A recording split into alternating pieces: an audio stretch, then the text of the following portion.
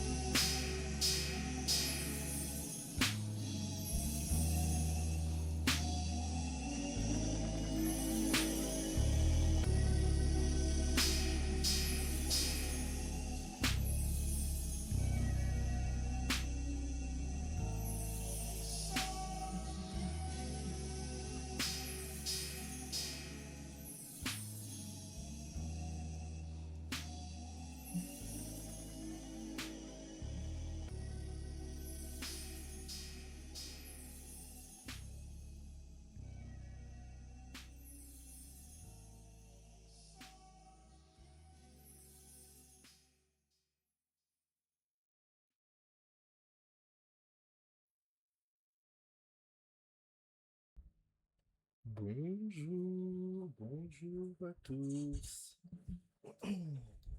Bon, je dis bonjour à une seule personne sur le live.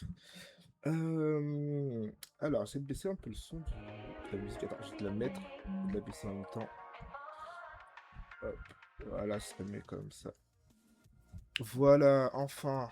Purée, j'ai galéré pendant plus d'une heure euh, pour, euh, pour mettre en place le live et pour préparer des trucs pour le live. Parce que j'avais pas eu le temps de préparer des trucs.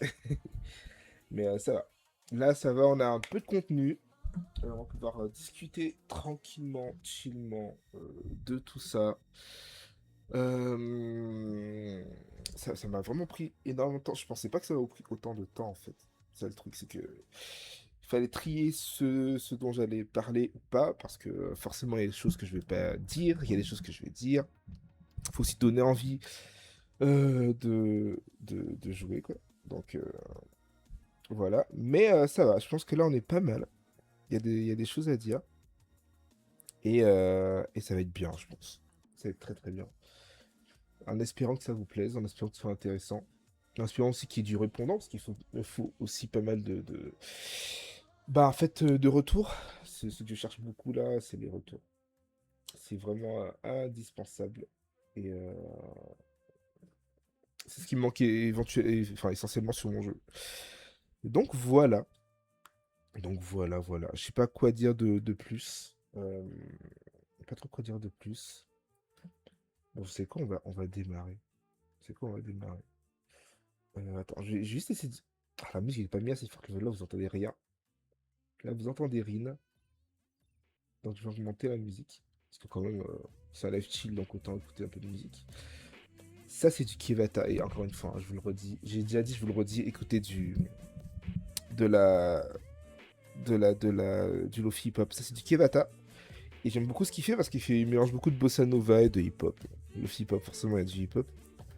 Il mélange beaucoup de styles assez différents et assez cool. Donc voilà, il faudrait que je mette un petit bot ou un truc pour, vu que c'est sur SoundCloud que j'écoute tout ça, un truc pour pouvoir lier SoundCloud au live pour que vous ayez en direct les musiques qui passent, soit plus simple. En vrai de vrai. En vrai de vrai, ce serait plus simple. Bon, on va parler de plein de choses là aujourd'hui. On va parler de plein de choses, notamment du jeu, mais pas seulement, aussi de mes idées. Plein de choses de mes idées, de ces studios, idées de gameplay, vous allez voir, ça va être assez cool. J'ai fait une présentation assez sympathique. Hop là. Ok, ok. Alors, je prépare tout ça, notamment, hop. Voilà, notamment la presse qui est juste ici. Alors, attendez, juste resize un petit peu le truc, parce qu'en fait, la presse, on ne la voit pas entièrement, et ce serait dommage. Je le resize comme ça, et c'est propre, c'est clean. Hop. Petite transition des familles. Et voilà, et voilà. Donc, je vous parlais de Summer. Alors, lui, il va pas être là. Je vais vous parler essentiellement de Summer, euh, qui est le jeu que je développe depuis 2024. En fait, j'avais déjà l'idée du jeu avant, pour être honnête, mais j'ai commencé vraiment le développement à partir de 2024. Euh, et les recherches, c'est surtout de la R&D que j'ai fait à la base. Parce qu'avant de commencer à dev, j'ai beaucoup réfléchi à quel moteur, quel ci, quel ça, parce qu'en fait c'est essentiel de savoir avant de démarrer en réalité. Et donc voilà. Donc voilà, hop. Je me setup un petit peu et je pense qu'on est bon. Là j'ai à la fois les infos du live et à la fois les infos, voilà, de mon texte. Top. Maintenant, oh, je m'affiche aussi le chat. Pardon. Bon, maintenant, on va pouvoir démarrer. J'ai mis quoi comme première slide? Déjà, oui, j'ai mis pourquoi Summer. Alors, déjà, c'est quoi le truc? C'est quoi le délire? C'est quoi le projet de base?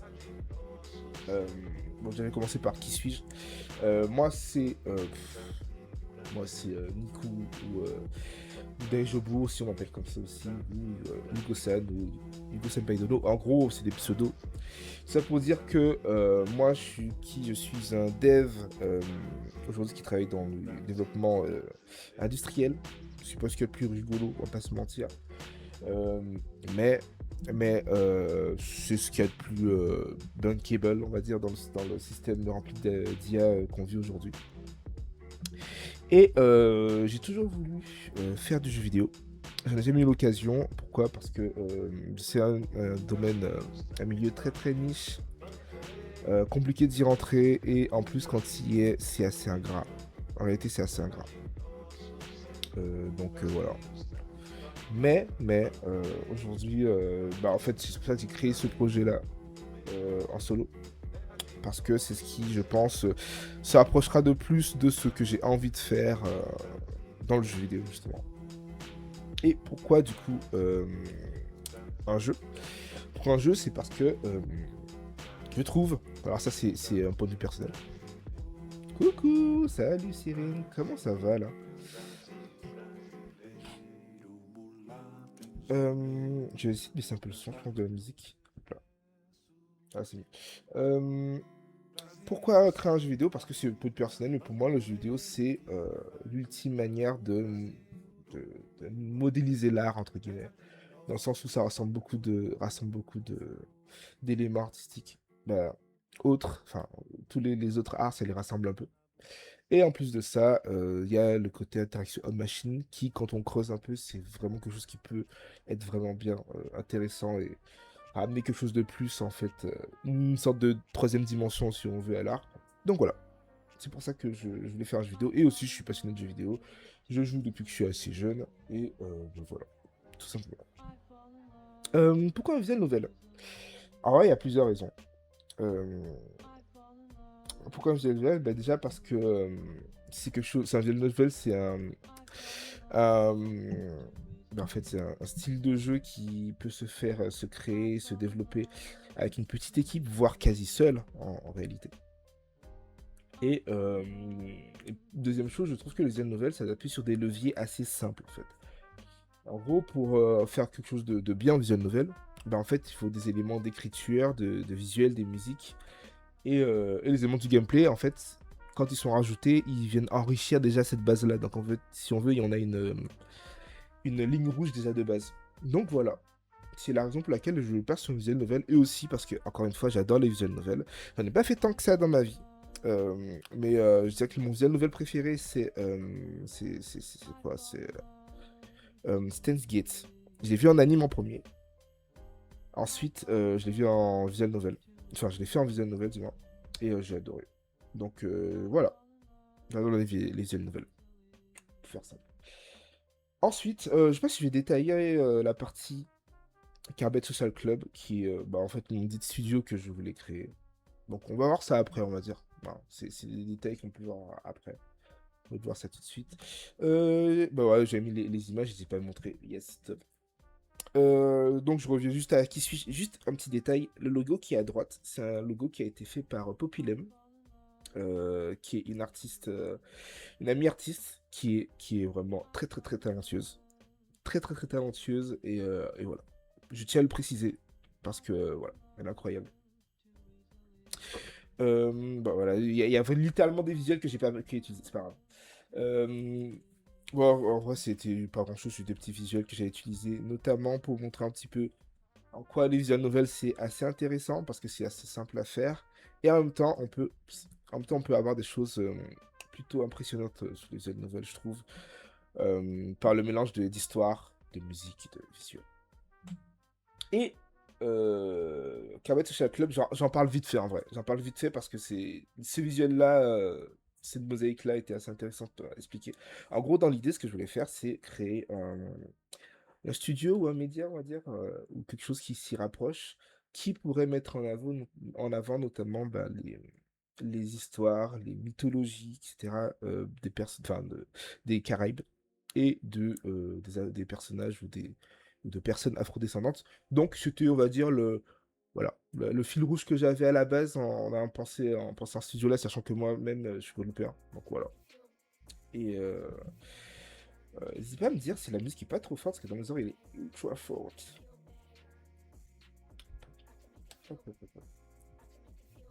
Donc voilà, et j'ai mis des exemples à droite à gauche, notamment South of Midnight, qui est un jeu très cool.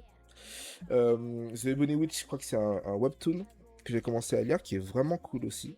Pareil pour The Case of Elwood Wench, qui est un roman ou non, c'est un roman. C'est un roman, j'allais dire light novel, non, c'est un roman. qui est très cool. Et enfin, un projet que je sais pas s'il il est sorti encore. Ianu, c'est un projet de série d'animation, je crois, avec des personnages principaux, en gros, dans l'idée. Les personnages principaux sont des personnages noirs, et c'est ce que je trouve intéressant. Et ils mettent en avant, en plus de ça, souvent les mythologies, les histoires, bah, en fait, bah, on va dire les mythologies de personnages noirs qui sont vraiment très très intéressantes à explorer. Voilà. Autant afro-descendante que euh, dans le continent africain. Voilà. Qu'est-ce que j'ai mis encore comme slide? Voilà, j'ai parlé de Summer, le cœur du sujet finalement. Summer, qu'est-ce que c'est? Bah, en fait, dans l'idée, c'est un visuel novel centré sur les émotions et les relations entre les personnages et entre guillemets la seconde chance, on va dire ça comme ça. En gros, on y incarne un personnage qui s'appelle Thomas Laurent, qui à la base a 35 ans et qui revient dans le passé. Revient dans le passé, je crois, 15 ans en arrière, à ses 20 ans. Et du coup, l'idée globale du jeu, c'est de voir à quel point on peut modifier le futur, ou modifier en tout cas les éléments du personnage principal à partir des choix qu'on fait. Et dans l'idée, des micro-choix et des micro-choses peuvent changer énormément de choses dans le futur. Donc mettre en avant le côté effet papillon. Donc c'est essentiellement ça. En tout cas, c'est la première vision du jeu. Euh, et voilà, que dire de plus.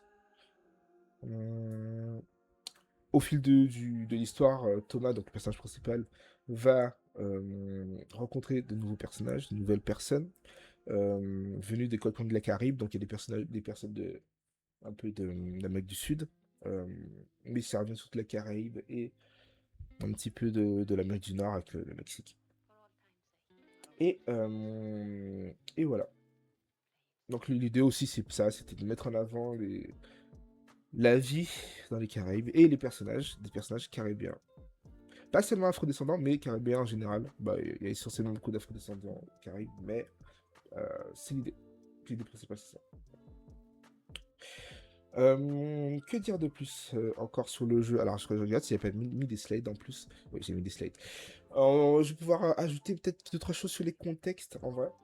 J'en ai un petit peu parlé, mais je vais préciser. Alors, ce qu'on voit à droite, là, c'est un des premiers sketchs, premiers croquis faits par un ami sur un des personnages qui est d'origine haïtienne. Et qui, voilà, c'est un autre pote qui dessine très très bien. Je suis entouré d'artistes, je suis très content. Voilà. Alors, le contexte géographique. On n'a pas vraiment défini de lieu dans le jeu. Il n'y a pas vraiment de lieu défini. Mais on s'en doute que c'est dans une île forcément des Caraïbes. Donc c'est une île. Et qui se rapproche, on va dire, des infrastructures d'îles caribéennes francophones, donc Guadeloupe, Martinique, dans l'idée. Mais je vais voir dans le futur si bah, je stabilise un peu l'idée et je statue sur une île en particulier. Je suis encore en train d'y réfléchir, donc voilà. Ensuite, dans l'idée, le contexte un peu de l'histoire. L'histoire se déroule dans une fac, dans une université multiculturelle et orientée autour de la diaspora des Caraïbes. Donc c'est une université qui veut porter cette idée-là. Du coup, dans l'idée, il y aura beaucoup de choses autour de l'histoire des Caraïbes, mais de manière en fil rouge tout au long des designs, tout au long des idées de sujets du jeu, dans lequel, enfin, les idées que les personnages auront, etc. Et voilà, on va dire c'est le mood board global du jeu, c'est un petit peu voilà, ça, la diaspora des Caraïbes. Et comme je l'ai écrit en dernier, beaucoup de visuels de paysages caribéens et continental d'Amérique centrale. Et au niveau du contexte temporel, alors ça c'est aussi un parti pris que j'aime bien en vrai, pour être honnête. En gros, je veux que l'histoire principale, donc le début, le personnage Thomas quand il aura 35 ans, ça se déroule dans les années 2020 et quelques. Et l'histoire en elle-même se déroule dans les années 2000, c'est-à-dire entre 2007-2008. J'ai statué sur 2008. Parce que c'est là qu'il y a le plus les visuels que je veux, c'est-à-dire le Frutiger Aero, le visuel un peu Y2K. Ça se rassemble un petit peu dans les années 2007-2008, donc c'est l'idée que j'avais un peu de garder un contexte 2008. À voir si ça changera dans le futur, mais voilà. Ensuite, en termes d'inspiration, je suis déjà passé aux inspirations, oui. En termes d'inspiration, il y a pas mal d'éléments qui m'ont inspiré pour créer ce jeu. Je suis quelqu'un qui joue beaucoup à des jeux narratifs. Bon, vous l'avez vu dans les lives. Littéralement, je fais les records en ce moment. Donc, je joue beaucoup à des jeux narratifs et j'aime beaucoup les jeux narratifs.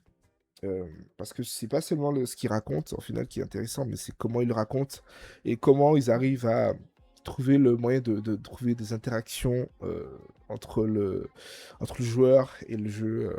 Donc, je trouve que ça devient complexe un peu de faire ça. Quand Dream souvent le fait, mais souvent je trouve que c'est plus une histoire que ça raconte que du jeu vidéo, Quantic Dream. Donc, bon, il faut aimer. Donc, voilà. En termes d'inspiration, Katawa Shoujo, c'est un jeu que j'ai beaucoup aimé. Bon, c'est un peu un héros gay, je sais, mais c'est un jeu que j'ai beaucoup aimé et qui met en avant justement l'écriture des personnages. Je trouve que l'écriture des personnages est incroyable dans ce jeu. Et du coup, c'est pour ça que c'est essentiellement l'inspiration au niveau de la profondeur des personnages. Steins Gate au niveau du voyage dans le temps, évidemment. C'est un peu la référence, j'ai envie de dire, Steins Gate. Un peu aussi Life is Strange pour le voyage dans le temps, en vrai. Faut être honnête. Parce que Life is Strange, quand on y pense, Life is Strange, le premier du nom, était quand même très très bien à ce niveau-là. Très très bonne histoire et très très bien racontée. Undertale pour la recherche autour des émotions des personnages. Ensuite, Clannad. Pour justement le côté causalité, c'est-à-dire que les actions qu'on fait pendant le jeu et à la fin, pendant le jeu et au début du jeu et pendant le jeu, vont avoir des répercussions assez énormes sur la fin du jeu. Et Omori, pareil pour le côté émotionnel, parce que en fait, chaque personnage a pas une neurodivergence, mais a, on va dire, une particularité émotionnelle qui à la fois la rend plus humain et à la fois les rend plus intéressants et on va dire pas lisse, quoi. C'est-à-dire que si c'est un personnage qui on va dire, est tout gentil et tout lisse, c'est pas vraiment intéressant, mais en même temps, c'est pas ouf d'avoir des personnages qui sont juste des enflures. Donc, il faut trouver le bon équilibre. Et donc, c'est pas simple. J'ai toujours peur que la musique soit trop forte, mais ça doit le faire. Ensuite, on passe à l'histoire. L'histoire. Pour faire simple, le personnage principal, donc Thomas Laurent, c'est, comme j'ai dit tout à l'heure, il a commencé, enfin, on suit sa vie quand il a 35 ans en 2020 et quelques. Et par quelque chose, on ne sait pas encore, évidemment, ce sera expliqué durant le jeu, il va retourner dans le passé, 15 ans en arrière, à ses 20 ans. Pourquoi du time travel? Parce que time travel, je trouve que c'est une des méthodes scénaristiques les plus simples pour faire des twists et pour rendre les choses intéressantes, en vrai de vrai. C'est pour ça que j'aime beaucoup le time travel. J'aime beaucoup les films avec du voyage dans le temps, même si en réalité, ils sont pas forcément tous ouf, les films avec du voyage dans le temps. Mais j'aime beaucoup les films avec du voyage dans le temps. Et pourquoi Thomas comme profil? Alors là, c'est, je pense, quelque chose d'assez controversé, qui va être assez controversé. Parce que en gros, l'idée principale, c'était de mettre en avant en fait un personnage, comment dire, en gros, aux Antilles en général, les hommes, on va dire, ne sont pas vraiment conscients de leurs émotions. Et c'est encore pire. C'est encore pire. En général, c'est le cas, mais c'est encore pire aux Antilles. Et du coup, l'idée dans le jeu, c'est que au lieu de faire un visual novel où le personnage a conscience de ce qu'il ressent, a conscience de qui il est, etc., ben en fait, il y aura, on va dire, 3 points de vue dans le jeu. Il y aura le point de vue du personnage principal, qu'on va suivre, le point de vue des personnages en face, qu'on va suivre aussi, et le point de vue du joueur, qui lui devra, entre guillemets, pas donner des conseils, mais un petit peu être la boussole émotionnelle, on va dire, du personnage principal. Et c'est l'idée. Lui dire quand il fait des conneries, lui dire quand c'est une bonne idée de faire ça. En gros, par les choix, ça va définir un peu la boussole du personnage. Donc c'est l'idée autour du personnage principal, et je reviens un petit peu sur ce qu'on voit là. Ce qu'on voit là, c'est des visuels. Alors, le visuel à gauche, c'est un visuel fait par Nailisa, qui est un picrou. C'est celle qui a fait le Black Central picrou, qui est très très cool. C'est littéralement là où j'ai trouvé le plus d'éléments inspirants sur le design des personnages. Et le dessin que vous voyez à droite, c'est pareil, c'est un pote qui s'appelle Zukin, qui est artiste également, qui m'a fait les premiers visuels de mes persos. euh, et a fait un peu de chara design. On a fait un peu de chara design et c'est très très cool. Et encore une fois, des artistes très cool. Donc je répète, Popilem, euh, Nailsa et Dukin. Suivez-le. Surtout Popilem et Dukin parce que voilà, c'est des potes. Ensuite, qu'est-ce qu'on a après? Qu'est-ce qu'on a après? Les boucles de gameplay. Pas d'autres choses à raconter là-dessus. Je ne crois pas. On peut commencer à parler des boucles de gameplay. Alors, le boucle de gameplay va se découper en journées. Donc, en gros, pour faire simple, j'ai détaillé ça un petit peu après. Mais enfin, au début d'une journée dans le jeu, on va commencer une journée en faisant un choix justement avec ces trous. Par la suite, on va pouvoir continuer à faire des choix dans le jeu évidemment. Il y aura peut-être même des choix qui activeront des séquences de jeu. C'est-à-dire que c'est un visual novel, mais dans l'idée, il y a beaucoup d'autres éléments de gameplay, de manière de jouer, qui vont donc s'ajouter à enrichir le jeu. C'est ce qu'il appelle les game sequences d'ailleurs. Et enfin, le deviation score, c'est à quel point la journée qu'on a vécue nous dévie du présent que Thomas avait au début du jeu. Donc voilà. Ça, on va détailler ça un petit peu après. Et je vais revenir un petit peu au visuel. En gros, là, je fait un peu une sorte de mood board de ce que j'avais comme idée visuellement. Alors, déjà, premièrement, dans l'idée, au niveau des... Bon, forcément, la visual novel a besoin de pas mal d'HUD, surtout au niveau du bloc le panel de dialogue, des panels de NVLE, par exemple, de panels de menu. Et j'ai beaucoup cogité là-dessus. Je me suis dit, qu'est-ce que je pourrais faire d'intéressant qui colle avec le contexte un peu scolaire, entre guillemets, qui colle avec le contexte de fac, d'université, d'études. Et du coup, j'étais parti sur l'idée de faire des menus ou de l'HUD en général en tissu slash en jean et de faire en fait, des menus IRL que je vais récupérer, mettre en asset et créer en, en éléments à partir de ça dans le jeu. Et j'ai proposé cette idée justement à Popilem, la pote en question dont je parlais tout à l'heure, et elle était grave d'attaque, et donc c'est très très cool. Et encore une fois, l'idée aussi globale, c'est que il y a pas mal d'éléments de Freddy Guerrero qui seront ajoutés parce qu'on est en 2008, parce qu'on utilise encore MSN à ce moment-là, et parce que voilà. C'est le mode global, on va dire.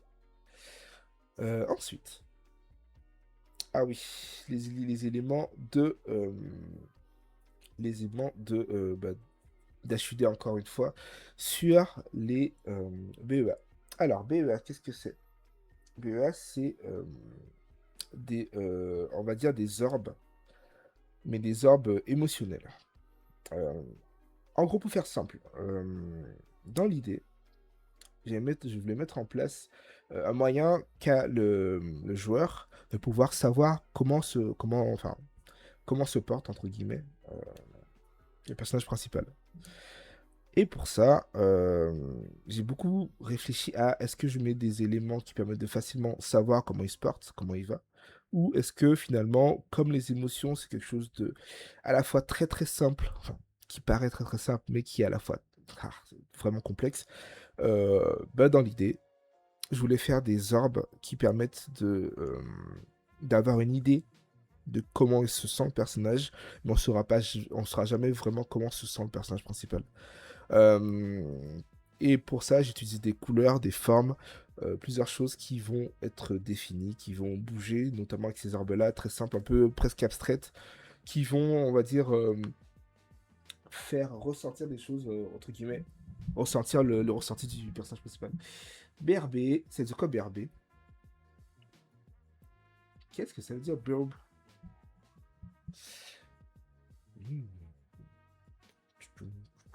Hop. C'est de monter un peu le son de la musique, peut-être? Tu n'entends rien. Je crois. Bon, donc voilà, c'est l'idée des BEA. On va dire des indicateurs émotionnels abstraits. Du coup, en fait, je pense que dans l'idée, bon, c'est encore à tester évidemment, mais quand un joueur verra le BEA, il le verra, du coup, il verra comment se sent le personnage. Au début, il se dira, mais ça veut rien dire en fait, trois couleurs. Parce qu'effectivement, c'est vrai. On peut pas se définir en trois couleurs pour définir un état émotionnel de quelqu'un. Mais à force bah, de s'exercer, à force de pouvoir justement tester des choses, de faire les choix, on verra que les couleurs vont changer en fonction des choix qu'on fait et on comprendra vite. Ah ok, d'accord, c'est à partir de ça, euh, bah, cet élément-là, ce choix-là, bah, en fait, ça le fait ressentir ça. Et donc voilà comment, en gros, enfin, je veux que fonctionnent les orbes dans l'idée. On verra si c'est une bonne idée, on verra si ça sera gardé, mais voilà, c'est encore une proposition. Donc, ensuite, qu'est-ce qu'on a après? Ah, on commence avec les structures, d'accord. On va démarrer avec les structures. Donc, comment va se dérouler, comme j'ai dit, les structures du jeu dans une journée? Donc, le Summer Summer est construit autour d'un rythme de vie, donc d'une fac. Et chaque jour, chaque journée, c'est divisé en plusieurs moments où le joueur est libre de choisir comment il souhaite occuper son temps. Déjà, pour démarrer, la première chose que le joueur pourra faire, bon là, on va dire que c'est un planning, entre guillemets, dans le sens où, comme on est dans le contexte de l'école, salut Alice, salut Alice, comment ça va? Comment ça va? Bien, bien, tranquillement, écoute, on est là, hein. On est là, on est là. Là, je suis en plein live là, explicatif du jeu. Ouais, ouais, ouais, ouais. Et dis-toi, ça a bien changé depuis les dernières fois que vous avez testé, hein. Ça a énormément changé. Donc, il y a des choses à dire. Pas mal de choses à dire. Hop. Donc, je disais, bah écoute, normalement, si tout va bien, je devrais assez vite avoir des choses à tester. Alors, déjà, de base, je suis plus sur NPy. Je suis plus sur le truc de Visual Novel de base, le moteur Visual Novel. Je suis passé sur Unity. Donc, avec ça, ça complexifie les trucs et voilà. J'en dis pas plus, mais ça va être cool. Vous allez voir ça.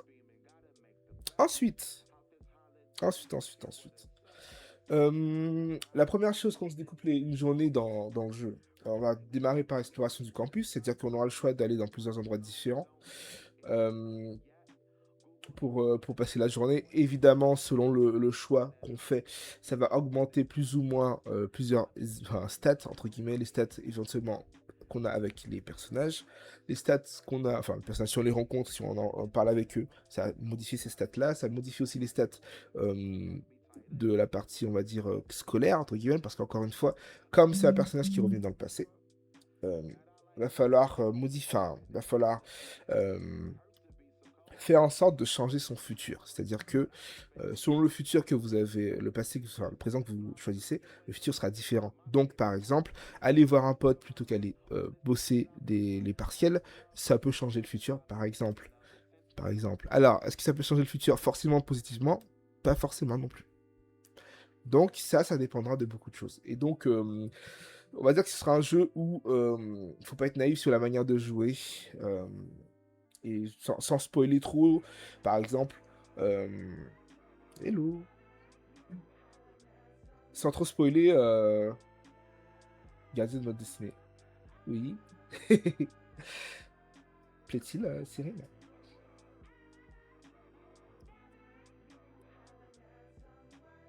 Sans spoiler trop, faire en sorte, par exemple, que le personnage étudie beaucoup, va pas forcément faire en sorte qu'il sera heureux. Ni qu'il aura du travail, ni que voilà. On est responsable. Genre, ah oui, oui, c'est ça. C'est ça. Oups, je spoil. Oui, c'est ça, exactement. Exactement. Le joueur est responsable de ça, et puis c'est ça. On peut finir avec une bad end, quel que soit. En fait, il faut que. En fait, il faut juste suivre ce que ton cœur t'indique quand tu joues au jeu, et en fait, à voir ce que le jeu te met à la fin. Se rapprocher d'un personnage ne veut pas dire que ce personnage-là, ça va le faire évoluer, etc. Voilà. On va dire ça comme ça. C'est assez, assez basique, mais voilà. On va dire que ça complexifie les choses et ça rend la fin plus intéressante. C'est qu'il n'y a pas vraiment de mauvaise fin, quoi. Du coup, qu'est-ce que j'avais écrit? J'avais écrit sur ce panel-là, entre les cours, les sorties et les événements, les joueurs peuvent explorer différents lieux du campus. Chaque endroit permet de rencontrer des personnages, découvrir de nouvelles scènes et simplement profiter du moment plus calme. C'est ça. Et ça va encore ajouter des choses parce qu'en fait, pour faire le 100% du jeu, entre guillemets, il faudra refaire. Parce qu'en fait, si vous voulez, alors j'ai pas le visu des scénarios, mais en gros, les scénarios seront pas vraiment très très longs, mais il sera très très dense, dans le sens où il y aura énormément de chemins différents à parcourir. Pour le même bloc d'événements, on va dire, il y aura peut-être 5 ou 6 possibilités différentes. Donc ça va faire que si pour lire toutes les fins, faut se lever tôt, quoi. Ensuite, choisir avec qui passer la journée. Alors j'ai mis un petit panel des personnages du jeu. Alors je vais pas forcément préciser maintenant qui ils sont. Parce qu'en fait, ça passe à spoiler, c'est pour les prochains lives, voilà, faut être là. Et donc, choisir à qui passer la journée, mais c'est simple, ben, dans le jeu, forcément, les choix de lieu vont faire en sorte qu'on va choisir avec qui passer la journée.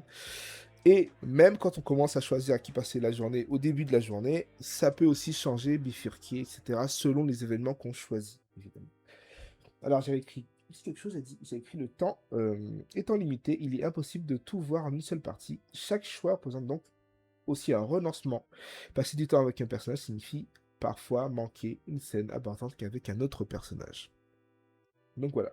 Donc, bien choisir à qui passer le personnage et on ne pourra pas vraiment, au bout d'un moment, essayer de, entre guillemets, essayer d'être pote avec le plus de personnes possible ou d'être très très ami avec le plus de personnes possible parce qu'il y a on va dire des groupes d'amis différents au sein du même groupe d'amis. Et donc, voilà, on peut avoir plus ou moins d'affinités selon le personnage et selon le groupe d'amis. Donc, on ne peut pas être pote avec tout le monde. Donc, la partie 4, j'ai écrit quoi? Évidemment, comme j'ai même un petit rebipsionné ici. Heureux. Dolly. Qu'est-ce que j'avais écrit? Lire, discuter, vivre des scènes. Alors, ça, c'est le truc classique des visual novels, j'ai envie de vous dire. Alors, le cœur du jeu reste le dialogue. Les conversations permettent de découvrir progressivement les personnages, leurs rêves, leurs difficultés et la manière dont ils évoluent au fil du temps. Comme j'avais dit au début, chaque personnage, il faudra commencer pour pouvoir certaines scènes du coup. Mais moi, je vais être ami avec tout le monde. Ben non, tu peux pas être ami avec tout le monde. Tu peux pas être ami avec tout le monde, hélas. Eh non, faut choisir. En fait, tu peux pas être, tu peux pas être ennemi avec, enfin, comment dire. Tu peux faire en sorte de ne pas être ennemi, mais tu peux pas être ami avec tout le monde. Comme dans la vraie vie, tu peux être ami avec tout le monde. Si jamais tu es pote avec quelqu'un on va dire que si tu as deux potes et que l'un déteste l'autre, ben, au bout d'un moment, il faudra faire un choix. Malheureusement. Il faudra faire un choix, hélas. Donc, je disais. Évidemment, Visual Novel oblige. L'idée derrière le jeu, c'est que il faut pouvoir lire, essayer de comprendre les personnages à partir des textes, vivre les scènes, et en particulier justement sur les sprites, sur les éléments visuels et sur les éléments d'effets. Tous ces éléments-là vont permettre aux joueurs de pouvoir savoir que ressent le personnage qui est en face de lui. Donc, c'est des choses assez importantes à mettre en place. Dans l'idée, ce sera assez épuré au niveau euh, des signaux pour le joueur, parce qu'en fait, il faut qu'il fasse l'effort de comprendre. Et bon, c'est un parti pris en vrai, parce que ça peut être vraiment vite chiant pour un joueur de se dire oh frère, j'ai la flemme de comprendre qu'est-ce qu'il a, pourquoi il veut pas manger de chips, enfin, j'ai la flemme, quoi. Mais tout le cœur du jeu est là, et c'est la volonté derrière, quoi. De faire quelque chose d'assez cryptique pour pouvoir justement comprendre le mood qu'il y a derrière. Et que j'ai mis ensuite, oui, j'ai parlé des choix. Il y a plusieurs types de choix. Donc régulièrement, le joueur sera amené à forcément prendre des décisions. Et comme j'avais dit plus tôt, les choix consistent pas simplement à dire un truc gentil ou méchant. Les choix sont la plupart du temps, le plus possible en tout cas, ambigus. Donc ils vont surtout représenter du moins une manière d'agir émotionnellement à une situation. Par exemple, euh, sans entrer dans les détails, les trois orbes que vous voyez en haut. Attends, j'ai pas un... Est-ce que j'ai pas... Oui, j'ai un petit stylet, let's go. Euh, hop, si, ouais, j'ai un petit stylet. Par exemple, les trois orbes que vous voyez en haut, ces trois orbes-là, euh, ils représentent trois émotions ou trois, on va dire, états émotionnels différents. Donc, un représente le fait d'agir, un représente le fait de suivre, et l'autre représente le fait enfin, on va dire de rester soi-même ou en tout cas se retirer entre guillemets d'une action. Et à partir de ces trois éléments-là, on va pouvoir justement modifier les choses, modifier l'état émotionnel du personnage et l'état émotionnel du personnage en face. Donc l'idée est là. L'idée principale est là. Donc ça se base essentiellement sur les émotions, en fait, les choix. Plus que sur les bah, où aller ou les choix basiques de visual novel. Il y a quelques choix basiques, évidemment, forcément, pour savoir où aller, entre à gauche ou à droite, par exemple. Je dis n'importe quoi, hein, mais par exemple. Mais voilà, c'est essentiellement ça. Au niveau des choix, qu'est-ce que je peux dire d'autre sur les choix? Je crois que c'est tout. Hop, passe à la suite. La suite, c'est quoi déjà? C'est la construction des relations. Chaque interaction contribue à construire une relation unique avec le personnage. La confiance, la proximité ou encore les tensions évoluent naturellement en fonction des expériences partagées. En fait, dans l'idée, il n'y a pas seulement une... D'ailleurs, j'ai mal figuré, j'ai mal modifié le truc, mais il n'y a pas seulement une idée autour, enfin, une relation entre le personnage principal et les autres personnages, mais aussi des relations qui évoluent entre les personnages, entre eux. Euh, Tout ça a été computé entre guillemets dans le sens où dans le jeu et dans le moteur du jeu, il y a effectivement ces états relationnels entre les personnages. Et quand justement le personnage principal arrive, ces états émotionnels sont déjà mis en place. C'est-à-dire qu'il y a déjà des relations déjà établies. En fait, tu arrives dans un groupe de potes. Donc voilà. Il faut pouvoir t'adapter, il faut pouvoir t'habituer, il faut pouvoir trouver les moyens de t'intégrer ou pas. Donc voilà. Les effets de causalité. 6, alors je mets 2 fois 6, super. Donc 7 les effets de causalité du coup. Donc toutes les décisions finissent par avoir des conséquences. Donc certaines sont immédiates, donc assez rapides, mais d'autres n'apparaissent que plusieurs heures plus tard, voire à la fin du jeu. Donc juste une conversation par exemple peut parfois modifier le destin d'un personnage sans que le joueur s'en rende compte immédiatement. Un exemple que je prends souvent, c'est que euh, le présent du personnage principal, donc Thomas, il peut y avoir, par exemple, un personnage qu'il a connu étant dans le passé qui finit par mourir. Il peut faire des actions pour faire en sorte que ce personnage-là ne meure pas. Mais du coup, ces actions peuvent amener à faire en sorte que notre personnage meure. C'est un exemple comme un autre. C'est pas forcément quelque chose qui arrivera, mais c'est pour dire que les éléments de causalité vont faire en sorte que il n'y aura jamais vraiment de bonne fin, ou en tout cas, la bonne fin à trouver, elle sera dure à trouver, ou les bonnes fins. Euh, pour faire simple, ça me rappelle le film, j'ai pas pensé à mettre ça comme visuel, ça rappelle le film, si vous l'avez vu, L'effet papillon, justement, dans lequel le personnage essaie de trouver un moyen de sauver tout le monde, entre guillemets, tous ses amis, etc., pour faire en sorte que tout le monde soit heureux, sauf que c'est impossible. Et je vais pas spoiler la fin, mais voilà. Regardez le film, il est vraiment bien, L'effet papillon. Ensuite, qu'est-ce qu'on a ensuite? On a la partie 8. Yes. La partie 8. Donc la partie hardcore. Donc hardcore, c'est un peu le cœur du truc ce que j'expliquais tout à l'heure, donc la partie émotion. Euh, En gros, pour rendre les relations plus naturelles, j'ai développé un moteur. Donc j'ai développé un moteur, c'est... Pour faire simple, ça ressemble énormément à un moteur de RPG. Donc il y a un système de stats, un système de relations, un système de poids de stats, etc. Hello, Popeye. J'ai loupé la fin du stream de Brillance, hélas. Dommage.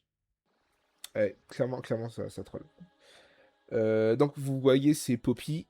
Je parlais de Poppy tout à l'heure. Donc, ce qui a designé mon logo et qui est une artiste de fou. Voilà.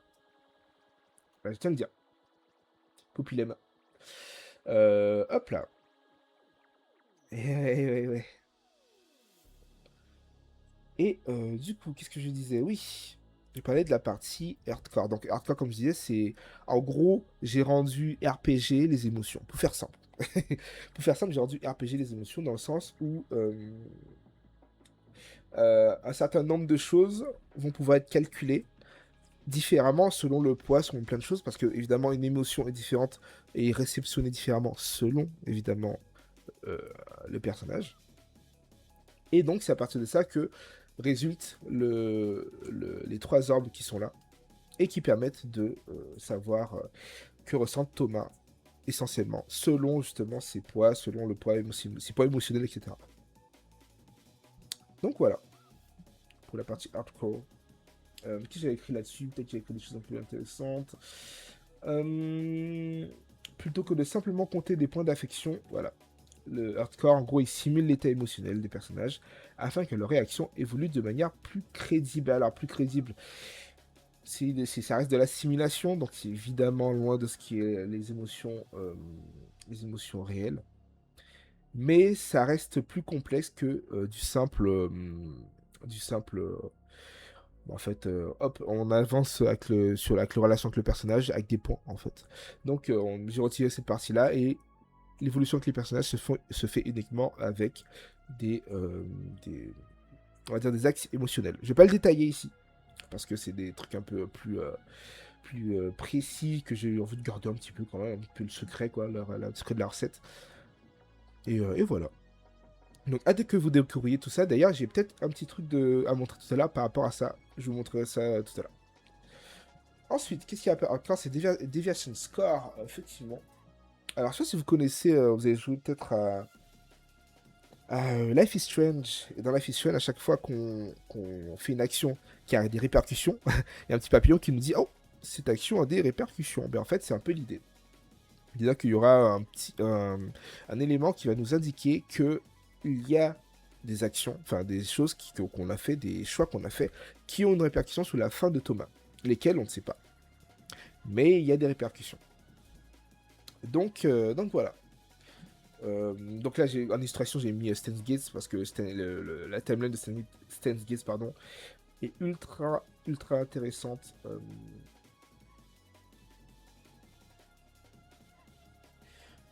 Dude, d'ailleurs, il commence à filmer des prises de vue réelles pour Life is Strange de... Ok. Le film ou série, je sais plus à checker. Ah ouais, sérieux? Ok. Je savais pas du tout qu'ils allaient faire une série ou film de Life is Strange. En vrai, ça se porte plutôt bien à la série, en vrai, je trouve. Bah écoute, ça, c'est cool en vrai. Parce qu'en vrai, ça se porte plutôt bien à la série Life is Strange. Ou le film, du moins. Après, à voir qu'est-ce qu'ils vont en faire. Parce que bon, le problème avec ce genre de film, c'est que souvent, ben, en fait, c'est des jeux, c'est tiré d'un jeu à choix. Et dans un film, tu peux pas faire de choix. Du coup, ça peut être frustrant.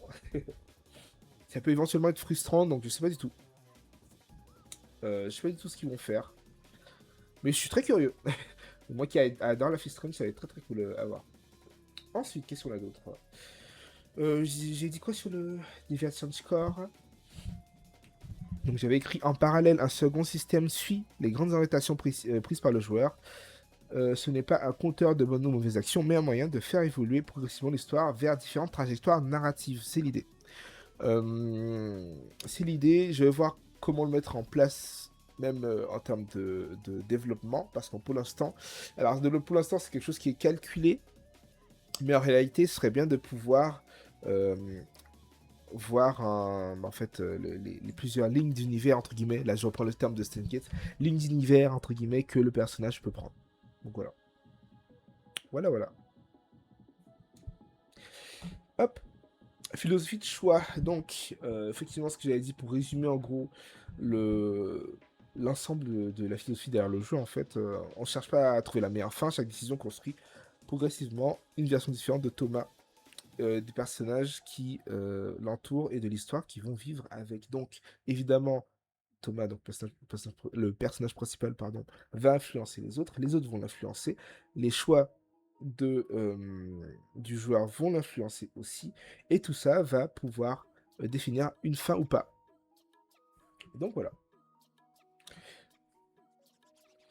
Et côté tech, là on va parler bien complexe, ça non c'est pas complexe en vrai c'est pas complexe. En tout cas, c'est complexe à expliquer, mais en réalité, du côté du joueur, ce sera pas du tout complexe. En fait, du côté du joueur, ce sera vraiment un simple visual novel.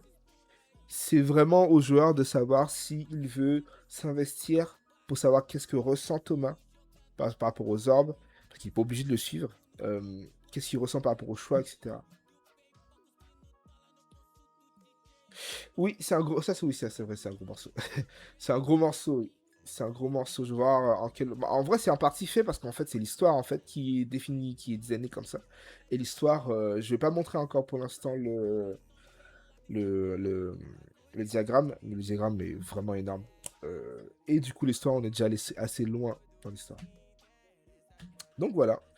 En termes côté tech, donc actually, on va commencer à parler de technologie. Euh, Côté technologie, pourquoi je n'ai pas utilisé RenPy? Eh bien, en fait, RenPy, c'est très très cool parce que c'est très simple de... Ok, bah ok, à toute Poppy. À toutes. Qu'est-ce que je disais? Oui, RenPy. Pourquoi RenPy? Parce que RenPy est super simple à utiliser et il est super cool comme juste qu'on peut rapidement faire des builds bah, sur plusieurs plateformes différentes. On peut rapidement faire des trucs assez simples au niveau des transitions, etc. C'est vraiment clean. Mais RenPy, c'est en Python. Euh, c'est ultra limité parce qu'en fait, tu peux faire tout ce qui est visual novel, créer des visual novels, enfin, personnaliser custom to visual novel, mais à fond, genre, tu peux faire en sorte que ce soit pas du tout reconnaissable comme un jeu RenPy. Mais tu ne peux absolument pas sortir du carcan du visual novel. C'est-à-dire que dès que tu veux, par exemple, ajouter un élément de gameplay un peu rigolo, un truc un peu recherché, exemple, j'avais essayé de faire un, un jeu de volleyball sur NPay, en fait c'est juste quasi impossible. Et donc c'est pour ça que j'ai choisi d'utiliser Unity. Pourquoi Unity? Parce que Unity c'est l'approche la plus simple, je pense, possible pour ce que je cherche à faire. Euh, Et voilà, quoi. C'est l'approche la plus simple possible pour ce que je cherche à faire. Unity, c'est plutôt bankable en termes ben de support, de documentation. Il y a beaucoup d'assets, notamment l'asset Unity est énorme, donc c'est très très cool pour trouver des éléments. Par exemple, les éléments que vous voyez dans l'image juste en bas, s'il y a beaucoup d'assets Unity, ça va plus vite, ça permet d'aller plus vite, surtout quand ils sont en, en open source, donc c'est cool. Euh, et voilà. Et voilà, côté tech, je pense que j'ai fait à peu près le tour. Qu'est-ce qu'on a d'autre? Un peu de gameplay, nous y voilà. Nous y voilà. Euh, je vais changer de chaîne et je vais passer au gameplay. Enfin, au jeu, quoi. Parce qu'en fait, pour faire simple, j'avais commencé à, à faire le jeu sur Renpy. D'ailleurs, c'est la version qui a testé Nimis. C'est la version Renpy, justement. Que je vais tester là. Attendez. Hop. Je change juste. Alors avant de ça, je vais juste vous montrer un petit truc qui va permettre d'expliquer plus de choses sur la partie justement orbe, parce que c'est assez abstrait en réalité, mais je vais vous montrer un petit proto. Hop. Un petit proto assez cool qui permet d'expliquer pas mal de choses. Hop. Alors comment je fais ça? Hop là, game. Là ici, capture le mauvais jeu, donc tu vas me capturer celui-ci. Voilà. Bon, maintenant on fait une petite transition. Et on va démarrer. Je vais vous faire entre guillemets, un petit let's play quoi. Parce qu'elle a commencé à faire sur le jeu. Alors là, ça va durer même pas 5 minutes. Il y a pas mal de fautes, je pense, d'erreurs, notamment. Faites pas attention, c'est normal. Ça va durer même pas 5 minutes. Et l'idée, c'est surtout de présenter le début, donc la partie orb. Voilà. Nouvelle partie. Alors bonjour, ceci est un prototype Vertical Slice de Summer X Summer. Donc, le nom du jeu, Summer X Summer. Alors, au niveau du nom de jeu, à la base, c'était un nom de code, entre guillemets, Summer Summer. Mais je me dis que j'aime bien. Je vois pas pourquoi changer. Pour l'instant, en tout cas, je vois pas la raison de changer. Donc, ça reste Summer Summer. Donc, Summer Summer est un visual novel centré sur les personnages caribéens, afro-descendants et sur l'immigration post-coloniale. Donc, c'est l'idée globale que j'ai expliquée. Il est axé sur l'idée hardcore, un mood core visual novel. Les émotions sont le cœur du gameplay du jeu, et parce qu'au fond, l'humain comprend encore mal ce qui le gouverne vraiment. Donc on parle effectivement d'émotions. Beaucoup d'émotions dans le jeu. Ah, il comprend mal ses peurs, ses besoins d'être aimé, sa fatigue, l'espoir, l'orgueil, le manque, la chaleur du lien humain. Et dans ce mercenaire, les choix ne révèlent pas seulement ce que tu dis, mais ils peuvent, ah bah ça commence bien, ils peuvent révéler ta manière d'être. Ta manière d'être ici, ce sont les orbes. Donc ça, ce sont des orbes émotionnels. Et donc voilà. Dans l'idée, c'est ça. En gros, c'est des trucs qui bougent, qui se modifient, qui bougent pendant le jeu, et qu'on va finalement. Les orbes, elles ricanent. Oui, oui, elles ricanent là. Ouais, elles étaient contentes. Hop là, ils sont calmés. Elles sont malicieuses. Exactement, les petites orbes malicieuses. Et ouais, l'idée, c'est ça. En gros, les orbes, elles changent de couleur, changent de forme, elles changent de taille selon ce qui se passe. Donc dans Summer Summer, ces trois orbes reflètent ce qui ressemble au personnage que tu joues. Trois couleurs pour parler d'émotions, c'est léger. Après tout, les émotions peuvent être autant primaires que complexes. Donc voilà ce que j'ai raconté tout à l'heure. Et pour être honnête, il n'y a pas beaucoup de plus d'explications sur l'interprétation de ces orbes. Pardon.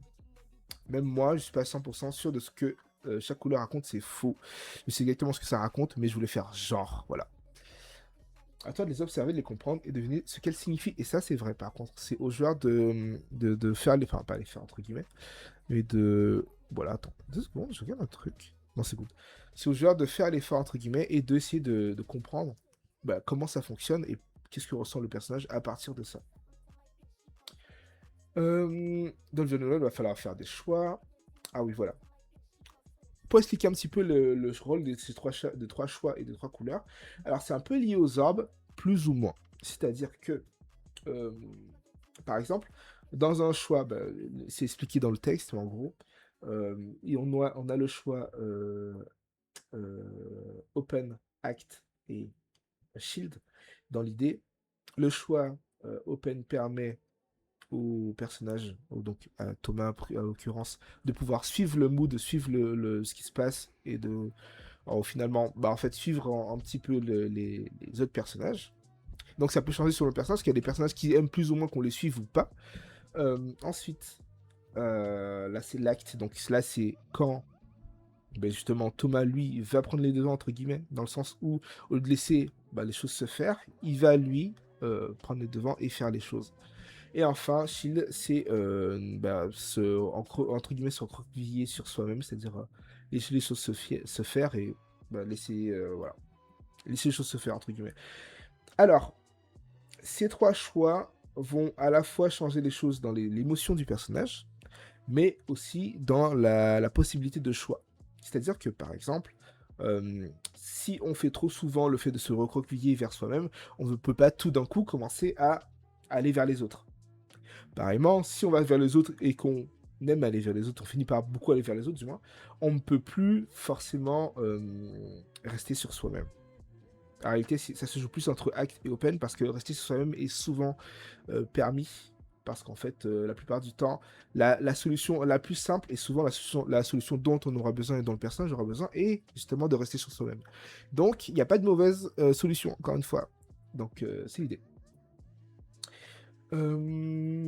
Voilà, donc là c'est le choix que j'ai fait. Il y a un choix déjà, les choix classiques de visual novel. Et le deuxième élément de choix, c'est ce que j'ai présenté tout à l'heure, c'est la roue émotionnelle. Et la roue émotionnelle, c'est en gros au début d'une journée justement dans le jeu, d'une journée de gameplay, on va avoir la possibilité de faire ce choix-là pour avoir, si on veut, le mood global de la journée. Et donc voilà, c'est un élément qui va avoir beaucoup de points en fait sur le reste du gameplay de la journée. Voilà. Alors, toi, choisir le mood général, celui qui peut transformer une journée banale en bonne journée, en bonne semaine, en bonne année, et qui sent en belle vie.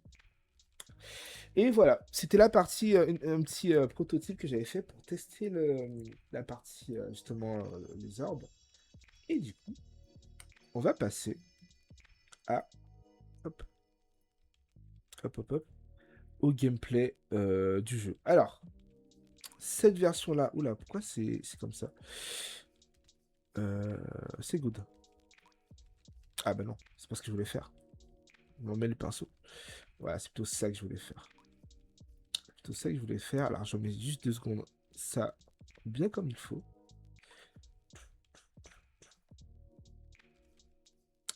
Hop là. Et ça, je récupère. Et je mets, voilà, Summer.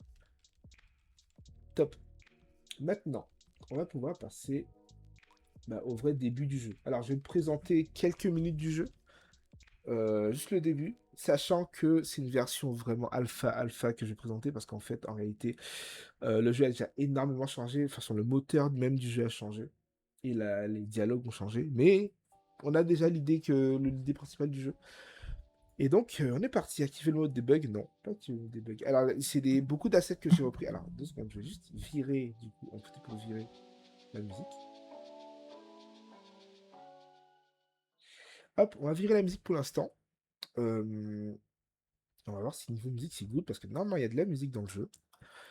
Tous les éléments, les assets que j'ai récupérés sont des assets sur internet ou sur des choses que j'aime bien, que je connais. Absolument pas abus lucratif évidemment, ni abus de partager cette version-là du jeu. Cette version-là du jeu est une version quasi personnelle. C'est pour ça que j'utilise des assets dont je n'ai pas absolument pas les droits. Donc, quelque part en Europe en plein hiver. J'espère que je n'arrive pas trop tard. Alors, je vais checker un peu le son. Ah. Attendez. Je vais checker un peu le son. Parce que j'entends pas grand chose. Et je crois que le son, je l'avais mis. Ouais, j'avais mis ultra bas. Je le remets à une hauteur respectable. Et on va pouvoir redémarrer. Hop, hop là, c'est bon. Bonjour, il vous reste des invendus de la veille, s'il vous plaît? Encore une fois, j'ai dit qu'il y aura beaucoup de fautes. Hein, attention, faites pas attention aux fautes. Vous avez de la chance, c'est mon dernier sac. Bonjour, j'arrive trop tard. Et puis ça qui répond, vraiment désolé madame, je viens tout juste de donner le dernier sac à ce monsieur. Non, ça fait 2 jours que ma petite Emma n'avons rien mangé. Les temps sont durs, madame, surtout avec un enfant. Hop. Ils font exprès, c'est pas possible. Là, c'est les pensées du personnage, évidemment. Tenez madame, je vous laisse le sac. Vous êtes sûr? Merci, merci beaucoup.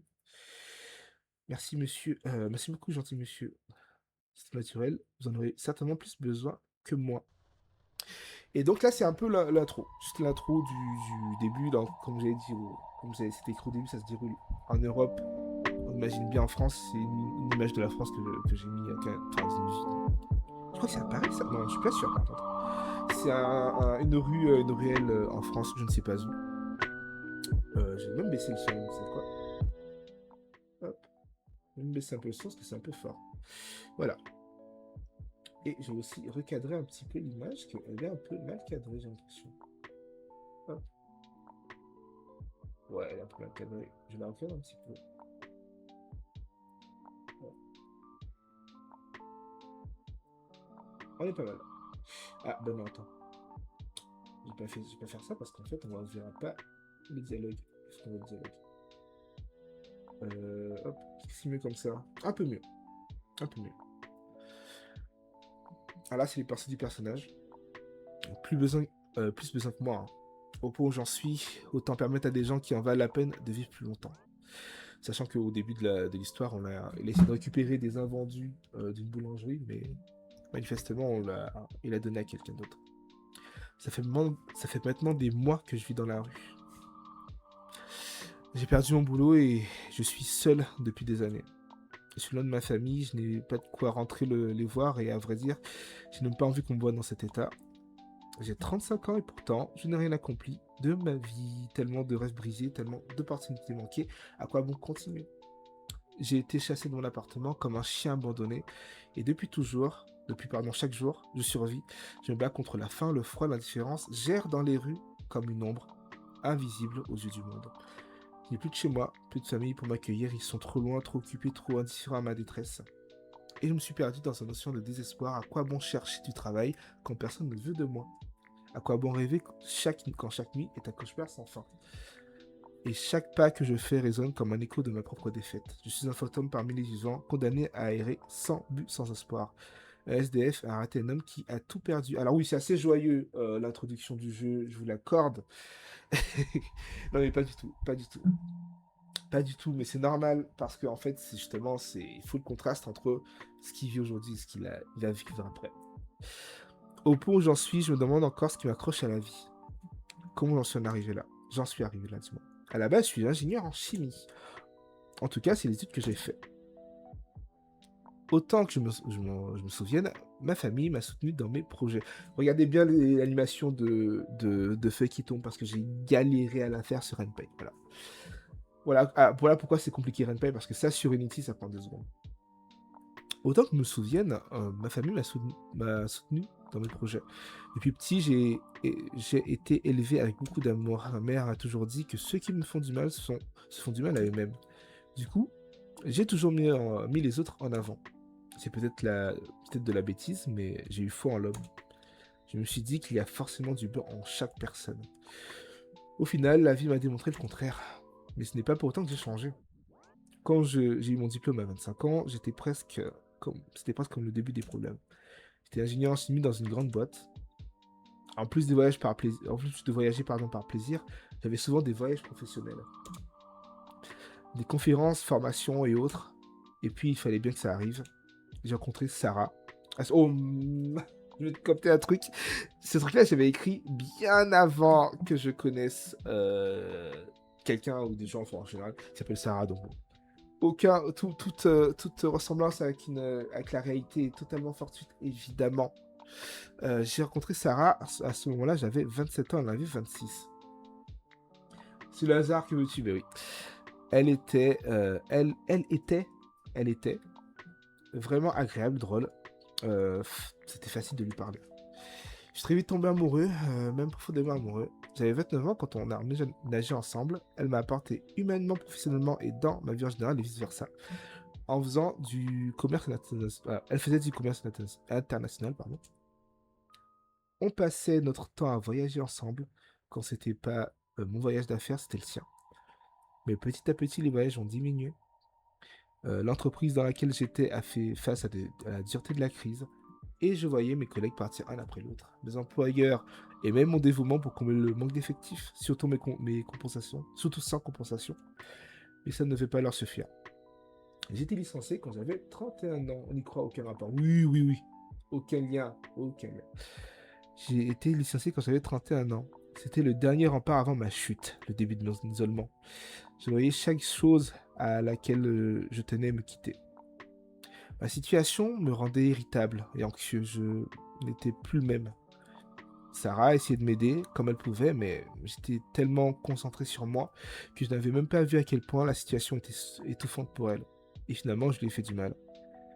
Et elle est partie à quelqu'un qui lui apportait la stabilité que je ne pouvais pas lui donner à ce moment-là. Elle m'a demandé de partir. J'ai dû habiter chez des collègues et des amis. J'ai tenu 3 ans comme ça, et je continuais de plus en plus à m'isoler. Je cherchais du travail encore et encore, et j'ai dû travailler dans un fast-food. Mais la vie, à la rue et à la solitude ont eu raison de moi. J'ai essayé d'en finir une dizaine de fois. Je ne sais pas si j'ai échoué par manque de courage ou parce que je ne sais pas comment m'y prendre. J'ai commencé à prendre des choses pour oublier. Ça a commencé avec des médicaments contre la dépression. Puis j'avais besoin de toujours plus fort. Je ne voulais plus jamais redescendre sur Terre et maintenant j'en suis là.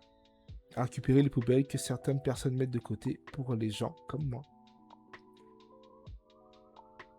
Thomas continue difficilement à avancer vers un abri sous un pont pour s'abriter du vent et du froid. J'espère que les bouteilles sont encore là. Oui. Thomas sort une bouteille de rhum d'une cachette, évidemment. Le cliché.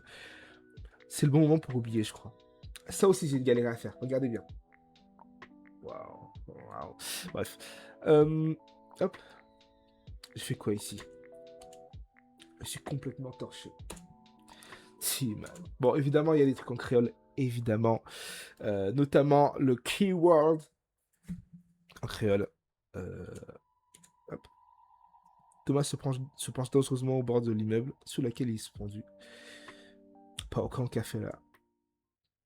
Il finit par se mettre debout sur le bordure, sa bouteille à la main. De toute manière, c'est pas comme si quelqu'un allait pleurer ma mort. Et donc, on a la possibilité là, du coup. Le premier choix qu'on fait, c'est de pouvoir sauter ou pas. Voilà. Bon, ça met un petit peu l'ambiance globalement du jeu, mais c'est réel en réalité. Enfin, réel en réalité, c'est bien.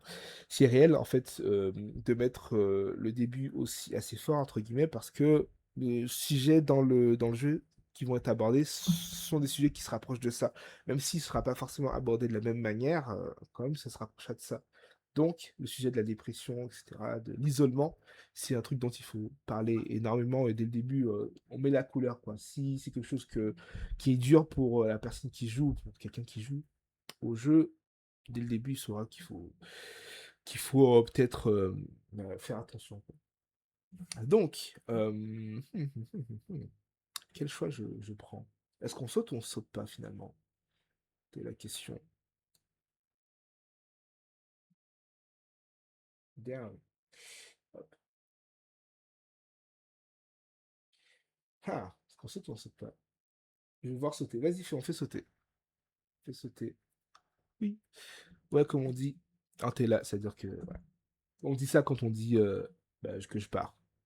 Donc, au moment où Thomas s'apprête à sauter, une silhouette le retient au dernier moment. Waouh! Ne fais pas ça. Hein? Qui me retient? Tu le sauras bien assez tôt. Mais pour le moment, je vais t'offrir une chance de changer les choses. Une chance de quoi? J'ai foiré ma vie, je n'ai plus aucune chance à saisir.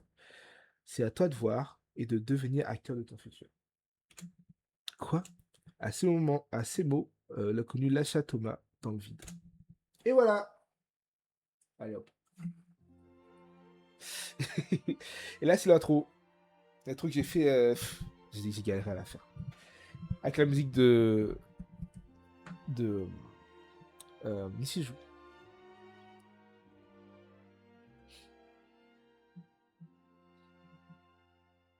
Et voilà, voilà. C'est l'intro du jeu. Ah, Thomas se retrouve dans un lieu qui lui est inconnu. Encore une fois, l'animation de fou. Hein. T'as l'impression qu'il pirate et le stream friendly. Étant donné que j'ai pas de paiement sur le stream, c'est pas grave en fait. Donc, voilà. Étant donné que j'ai pas de revenus sur le stream. Voilà. Quand tu dis stream friendly, tu parles de quoi? Des sujets abordés? Ou du. Ah, ok. Ah, quand le jeu avancera, bah oui, évidemment, mais les musiques, je les ferai. Les musiques, je les ferai, donc non, c'est pas un souci. Évidemment, c'est du placeholder pour l'instant. Oui, oui, oui, c'est que du placeholder là. Oui, oui, oui, t'inquiète pas, t'inquiète pas. Au moment où le jeu sera. Où je commencerai à sortir surtout la partie démo du jeu, c'est ok de pas savoir écrire, Poppy, c'est ok. Je ne sais pas écrire non plus, et pourtant, regarde ce que je fais. Alors, il a été réveillé. Ah mince! Ah, j'ai gardé la possibilité de revenir en arrière. Euh, la musique Nishiju, tu peux te faire strike pour copyright, non? Je sais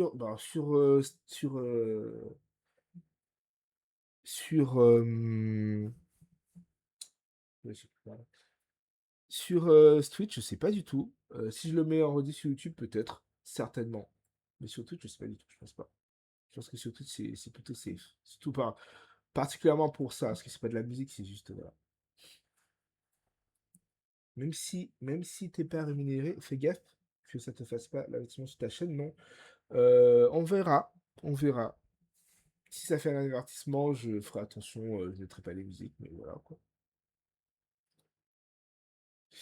Donc voilà.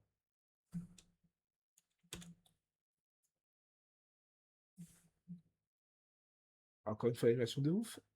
Non, je répéterai à chaque fois. Hein. Je répéterai à chaque fois. Hop.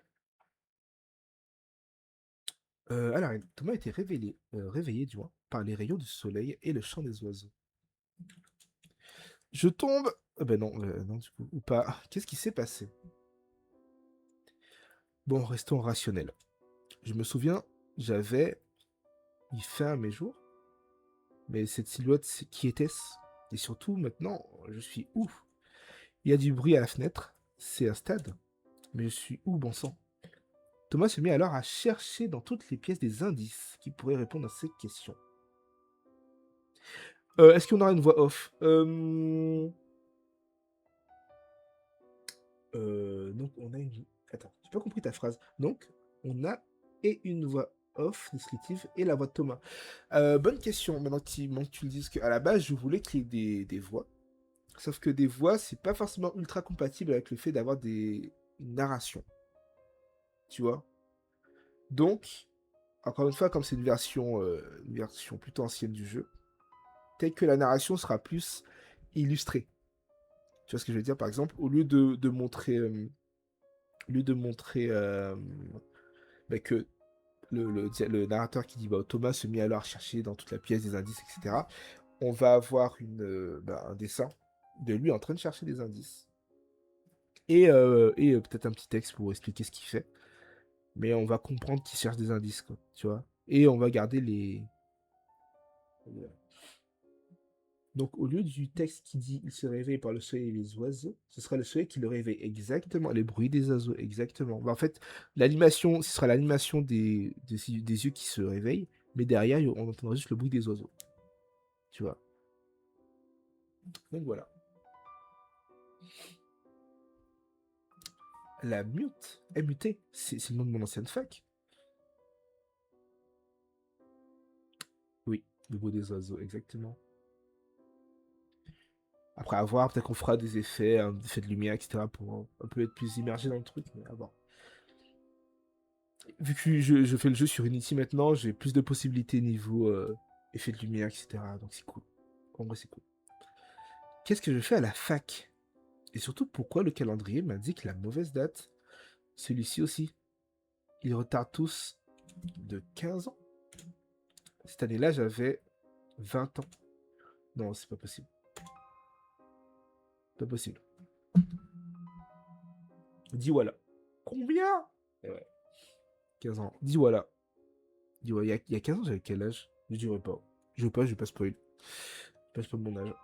C'est alors que Thomas se dirigea précipitamment vers le miroir de la salle de bain.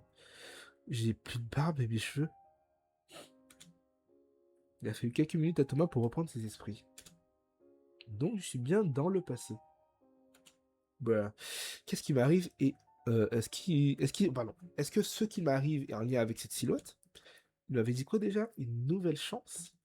Une nouvelle chance pour quelqu'un comme moi? J'ai du mal à y croire. Pourquoi moi? Est-ce que c'est un lien avec mes actions? Je comprends rien. Mais en même temps, est-ce que est-ce que c'est vraiment le plus important? J'ai une deuxième chance et une deuxième chance de ne pas refaire les mêmes erreurs. Et oh, bah, j'ai oublié ça. Qu'est-ce que c'est que tout ça? Allez voir d'où vient le bruit. Oui ou non? Je fais oui parce qu'on va introduire un personnage assez sympa. Oui. Thomas s'aventure prudemment dans le couloir. Dans les couloirs. Il rencontre un jeune homme en chemise de bûcheron. Bonjour, tout va bien? Ah oui, puis, du coup, ouais, les personnages sont coupés parce que ça a été fait en picro, du coup, les sprites. Et bah bonjour, oui et non, ça va pas, oui et non. Je suis en train d'emménager et j'avoue que je suis pas mal embêté. C'est quoi le problème? J'ai un pote qui m'a lâché, il devait me donner un coup de main et maintenant je me retrouve dans la galère, mais c'est pas possible. Ah, c'est bête ça. Ah, tu vas faire comment du coup? Tu sais quoi, c'est sympa à toi de me proposer ton aide, ouais. Je veux bien un coup de main et pour la peine, je te paie une bouffe. J'ai jamais dit que... Allez, hop, on fait comme ça, avec une bonne dose d'huile de coude, on va finir ça rapidement. Est-ce qu'on l'aide ou pas? En vrai, oui, hein. En vrai, oui. Of course. Ce n'est pas comme si j'avais autre chose à faire de toute manière. Il t'appelle comment? Thomas. Je suis arrivé récemment on va dire, et toi? Je m'appelle Jay. Je suis en licence de sport pour être prof de surf. Et toi, tu es en quoi? J'en sais rien du tout. J'ai pas encore choisi. T'as pas encore choisi? Je prends ton temps, hein, t'as raison. C'est pas un choix à prendre à la légère. Ouais, on va dire ça. Thomas et Jay réussissent tant bien que mal à finir de monter toutes ces affaires.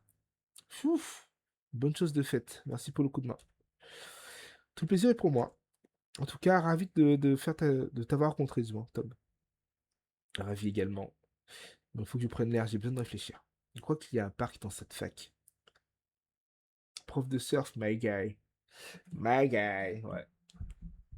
Et ouais, ouais. Oh, le parc en question. Oui, bon, j'ai pris des images sur Internet. Le parc en question, frère, laisse tomber. Sachant que je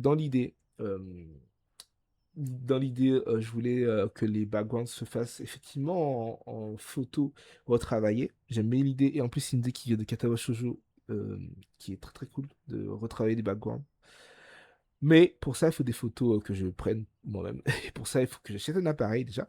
Et il faut que je fasse tous les voyages. C'est-à-dire que dans le jeu, durant le jeu, ça va se dérouler certainement aux Antilles, genre Guadeloupe ou Martinique. Ça va se dérouler euh, en Haïti peut-être. Ça va se dérouler aux États-Unis. Ça va se dérouler au Mexique. Ça va se dérouler au Brésil, à Cuba.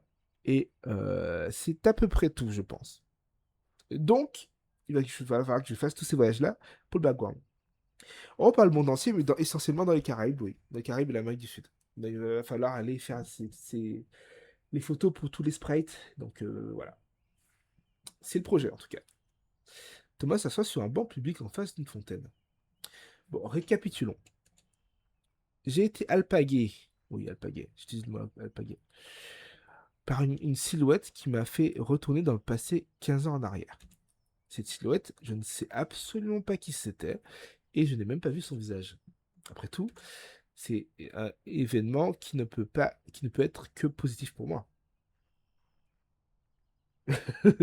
Oui, j'avoue, c'est trop chiant, quoi. Je vais devoir voyager pour aller. Oh non, purée, je voulais tellement pas. Exactement ça. Exactement ça. Je dis ça, mais bon, il y a personne qui me paie le voyage, hein. Donc, bon.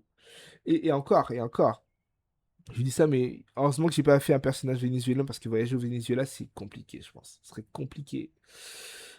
Hélas, malheureusement, pour ce pauvre pays. Ouais. C'est un événement qui ne peut être que positif pour moi. Ma vie n'avait plus aucun sens. Même si je ne comprends pas tout, c'est peut-être ma chance de changer de vie. Une chance de tout recommencer, et cette fois de faire les choses de la bonne manière. Mais je ferais mieux de rester discret sur mon voyage dans le temps. On n'est jamais trop prudent. Bon, déjà, la première chose que je peux faire, c'est aller me choisir une filière. C'est sympa les études, mais encore faut-il savoir quoi étudier. Bon, allons à l'administration, j'y verrai bien ce qui se passe.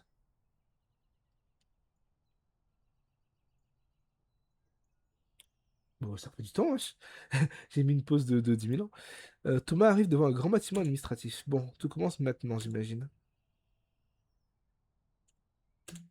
Bonjour. Bonjour, jeune homme. Je peux te renseigner? Oui, c'est possible. J'ai raté le jour de choix de filière et j'aimerais savoir si c'est encore possible de choisir ou si c'est trop tard. C'est sûr que choisir la veille de la rentrée, ce n'est pas ce qu'il y a de plus judicieux. Hmm. Ah, pas faux. Je crois que ça me fait rire. Désolé, je me prendrai plus tôt la prochaine fois. Ouais, ouais, si, tout cas dit ça. Ah non, j'ai pas mis le petit truc. J'ai mis un petit. J'ai ajouté un petit élément qui permettait de garder la phrase en créole et de mettre un petit point d'interrogation pour pouvoir voir la traduction en français. Je crois que j'ai mis ça déjà dans la version Unity, mais j'ai pas encore mis ça dans la version. J'avais pas mis ça du moins dans la version Ren'Py. Bref, tu vas me signer ce papier avec ton choix de filière, hein, selon les disponibilités. Il me reste pas grand chose, hein. Bah, faute à Kimoun. C'est ta faute, frère. Pardon? Rien, rien, j'attends votre signature, monsieur Laurent.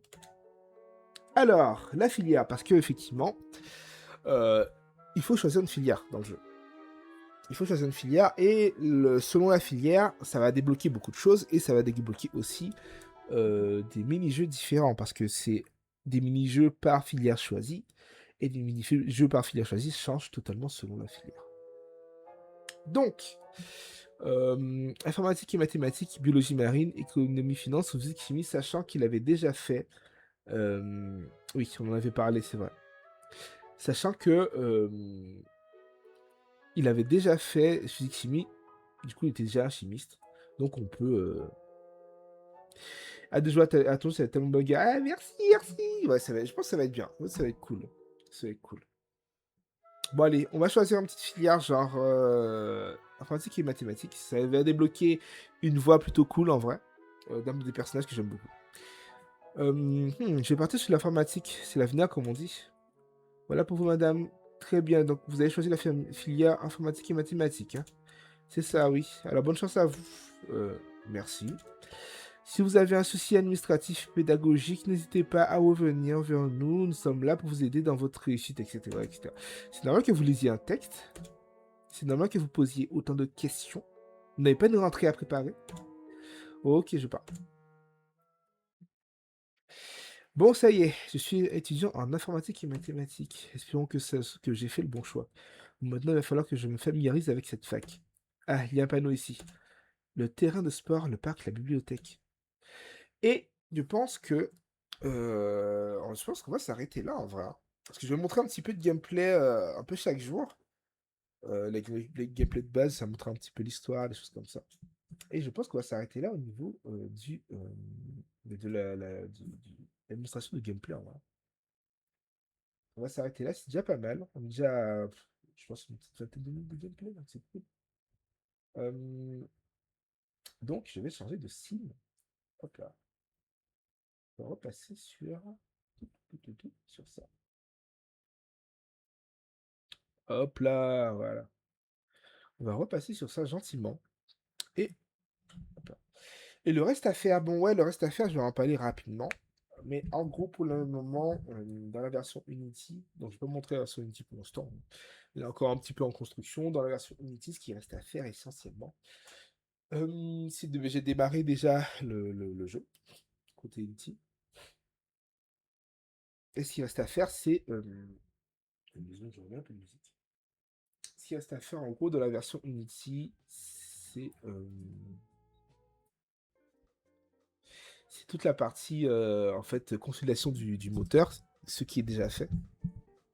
Et donc commencer en soi le jeu. Et pour commencer le jeu, il va falloir évidemment commencer à avoir des assets. Et c'est là que ça devient un peu plus compliqué de choper des assets. Donc c'est en réflexion. Sachant que évidemment l'artiste que vous voyez Popilem dans le chat est évidemment visé essentiellement. Mais donc voilà, il nous faut des assets. Et je vais devoir réfléchir parce qu'évidemment, pour avoir des assets, faut payer l'artiste pour qu'il fasse des assets. Ou même des assets early assets, etc. Donc c'est en réflexion. Mais dans l'idée, dans la roadmap, en tout cas, en fin août, je commence la partie, du coup, implémentation du jeu en lui-même. Donc ça signifie que la partie asset devrait être impérative dans ce moment-là. Et entre septembre et décembre, c'est l'implémentation avec une sortie d'une démo en décembre 2026, du coup. Idéalement, la sortie d'une démo en décembre 2026. C'est visé. C'est ce que je vise, en tout cas. C'est ce que je vise. Donc, Inch'Allah, on y arrive. Et voilà, bah, c'est tout. C'est tout ce que j'avais à vous présenter aujourd'hui. Et merci beaucoup d'avoir suivi le live. Alors, les prochains lives seront structurés assez différemment. Sachant que...